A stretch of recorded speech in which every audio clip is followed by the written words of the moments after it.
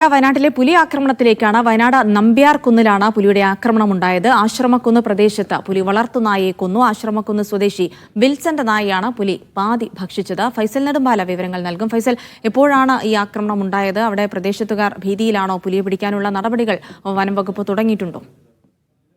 ജിൽസി, കഴിഞ്ഞ കുറെ നാളുകളായി ബത്തേരിയിലെ വിവിധ പ്രദേശങ്ങളിൽ ഈ പുലിയുടെ ശല്യം രൂക്ഷമാണ്. നമ്പ്യാർകുന്നിലാണ് ഇന്ന് പുലർച്ചെ 2:30 പുലിയുടെ ആക്രമണം ഉണ്ടായിരിക്കുന്നത്. നടത്തിപ്പാക്കൽ വീട്ടിൽ വിൻസെന്റിന്റെ നായയാണ് പുലി പാതി ഭക്ഷിച്ചത്. കഴിഞ്ഞ കുറെ നാളുകളായി പ്രദേശത്ത് പുലിയുടെ സാന്നിധ്യമുള്ളതിനാൽ തന്നെ നാട്ടുകാരൊക്കെ തന്നെ വലിയ ആശങ്കയിലാണ് നിലനിൽക്കുന്നത്.